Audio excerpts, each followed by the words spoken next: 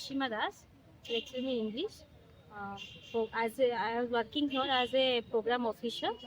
of this institution. Firstly, I would like to give thanks to Vikas sir and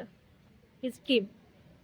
because ये जो initiative थिला awareness programme रो এটা ଗୋଟେ good initiative थिला because हमर जेहेतु हायर सेकेंडरी स्कूल तो ये स्कूल नॉर्मली टीनेजर थांती आउ टीनेजर जो माने थांती से माने नॉर्मली एते अवेयर न थांती because after 1 year they are become 18 years तो 18 इयर्स पर जेते मानको ड्राइविंग लाइसेंस मिले कि जहाँ भी मिले से बहुत एक्साइटेड हो जाते एक्साइटमेंट ही से बहुत भूल कर जाती जमती कि है speed driving without helmet driving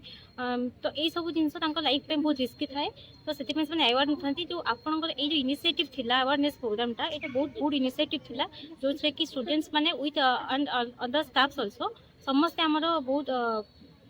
productive है इनिशिएटिव आप बहुत प्रोडक्टिव है और ये इनिशिएटिव को लेकिन मे बी फ्यूचर में सब स्टूडेंट्स मैंने जिते जन अटेंड भी थे समस्ते बहुत पॉजिटिवली आपको एक्सेप्ट करेंगे और ये जो प्रोग्राम रे आपण मन कोऑर्डिनेशन आउ जो